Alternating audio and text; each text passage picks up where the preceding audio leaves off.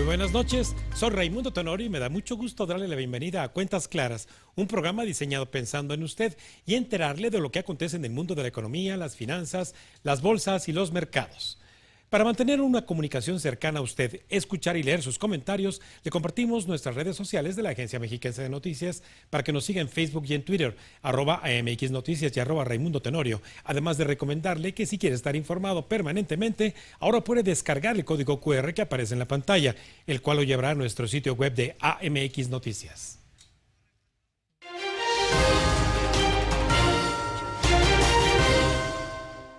El principal problema que la economía mexicana ha enfrentado en los últimos 3 años es el de un estancamiento profundo y probablemente los próximos 3 tengan el mismo resultado.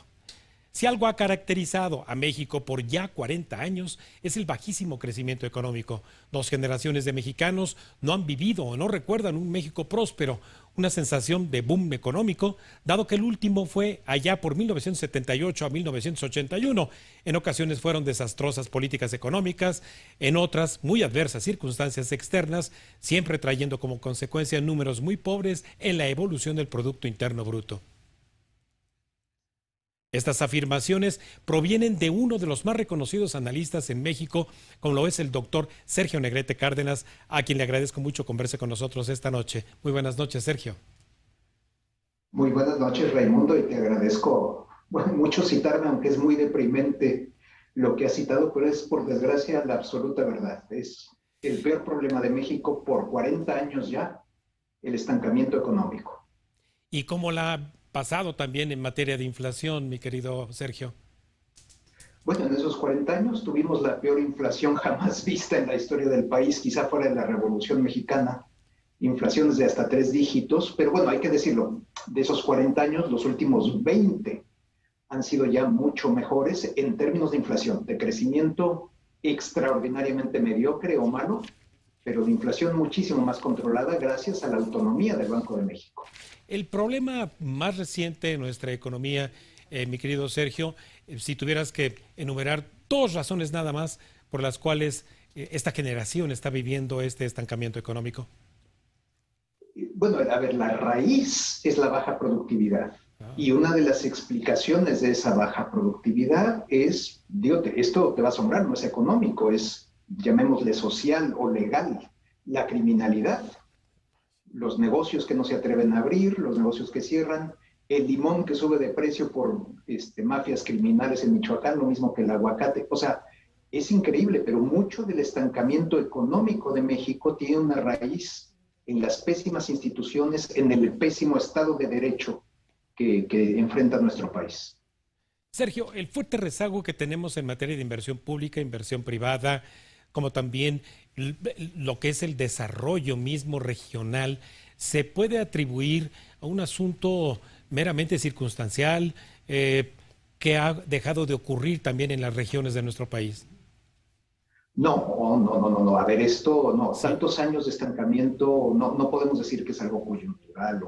Hemos tenido, por desgracia, muchos gobiernos que no han sabido fomentar la productividad, no se ha sabido aprovechar a plenitud el libre comercio, no se ha sabido conectar el norte-centro plenamente con Estados Unidos, algo, pero no plenamente. Y ahora en los últimos años tenemos un gobierno que nos avienta para atrás en materia de instituciones, en materia de política económica, y que está invirtiendo muchísimo dinero en el peor de los productos que uno se puede imaginar, el petróleo.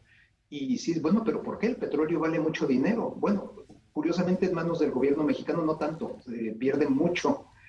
Pemex pierde dinero a carretadas, como sabemos perfectamente bien. Entonces, a todos los errores del pasado y las crisis económicas internacionales, que también eso explica mucho, agreguemos ahora una política económica que enfatiza los energéticos y no enfatiza la educación ni la salud.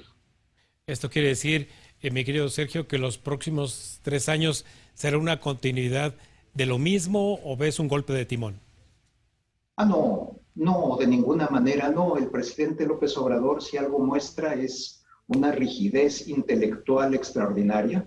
Él genuinamente cree que está haciendo un gran gobierno. Yo creo que vive en buena parte de su día a día en una realidad paralela.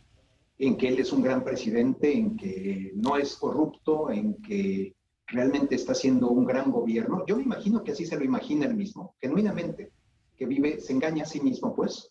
Entonces, no, es un hombre que es bastante rígido intelectualmente y cree genuinamente que la gran estrategia, la gran visión que él diseñó en su mente está funcionando y que bueno, y que si algo no sale bien es por los conservadores fifís que lo están obstaculizando, pero fuera de ahí, él cree que está haciendo. Entonces no puedes esperar un golpe de timón de un capitán que cree que lleva el barco en forma espléndida cuando en realidad lo está estrellando contra las rocas. Sí, mi querido Sergio, el conjunto de empresarios y sus representaciones, Consejo Coordinador Empresarial, con Camín, Canacintra, con Canaco, han insinuado ya varias ocasiones la posibilidad de hacer un pacto económico, no necesariamente como cuando tú y yo los conocimos en el pasado, sino de poder sentarse de cara a cara y poder establecer condiciones en las cuales lo que tú señalabas, la productividad, la inversión vayan para adelante. Los empresarios también los próximos 3 años mantendrán en una situación de espera. Sí, a ver, es que necesitamos al gobierno. O sea, no podemos decir muchas cosas, podemos ponernos de acuerdo en muchas cosas, los empresarios, las personas, pero si no tenemos de nuestro lado al gobierno, entonces las mejores de las intenciones no van a tener lugar. O sea, de entrada necesitamos ley, necesitamos un Estado de Derecho sólido.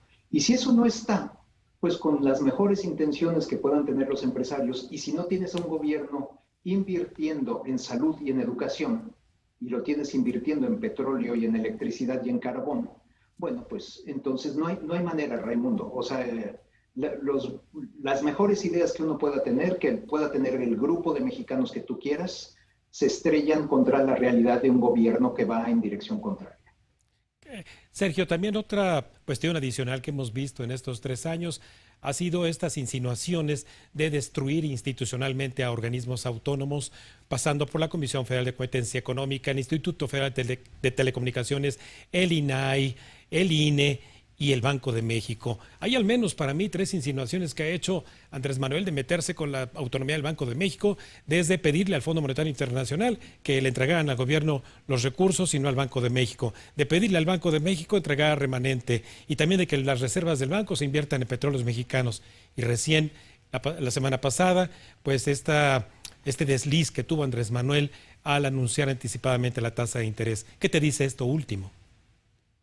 Mira, esto último me habla de un presidente, pues, por desgracia, mal informado. ¿Mal informado en qué sentido?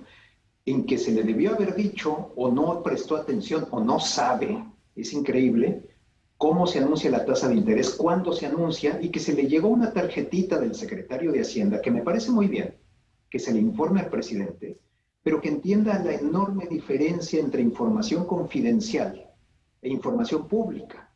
Entonces, bueno, ahí fue un resbalón. Hay que decirlo, deja agregar, Raimundo, que el presidente se disculpó mucho, muy públicamente frente a la gobernadora del Banco de México, que él mismo nominó.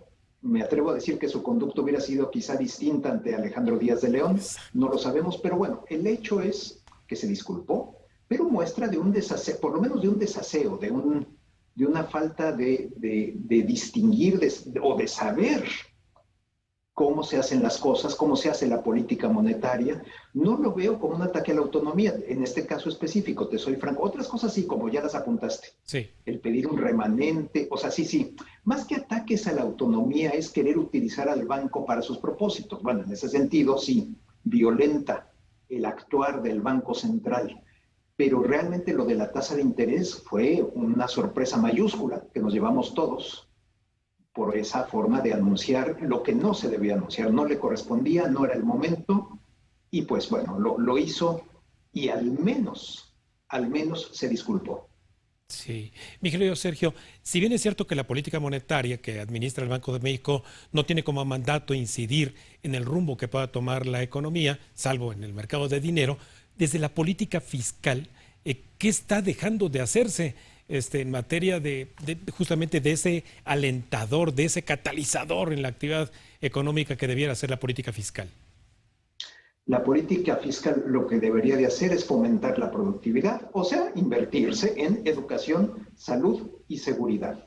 Y se está invirtiendo en un tren turístico que es un desastre para la ecología, en una refinería que no va a funcionar al menos en el corto plazo, y ya vimos lo del aeropuerto. Esos son los proyectos. El presidente le fascina lo faraónico, los elefantes blancos, las grandes visiones. El que tú tengas a un niño educándose en la Sierra de Oaxaca no es algo que le interese mucho. Eso ya fue evidente. O sea, su primero los pobres realmente fue una mentira descomunal, lo mismo que su honradez.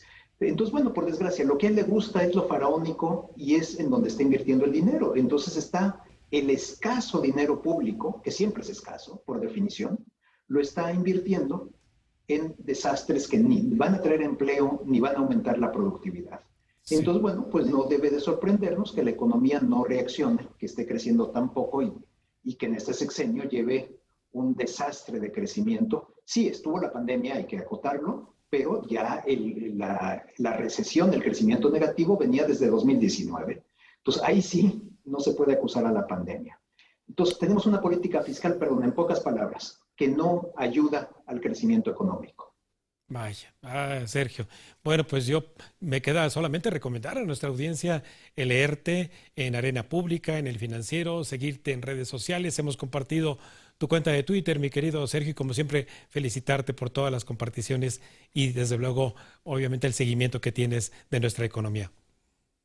No, gracias a ti, Raimundo. Ahí estamos tú y yo en Twitter y es un gusto ahí estar aquí contigo, estar allá contigo y por desgracia, estar haciendo crónica del desastre que ahora es este país. Caray. Bueno, mi querido Sergio, muchísimas gracias, muy buenas noches y hasta la próxima.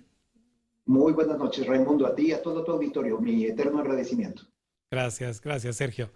Bueno, pues como lo escuchó, el problema de la economía mexicana se debe, entre otros motivos, a este frenazo económico por los constantes ataques a la inversión privada, tal y como acabamos de escuchar en la voz autorizada del doctor Sergio Negrete Cárdenas. Vamos a un breve corte y regresamos con más cuentas claras aquí, en la Agencia Mexiquense de Noticias.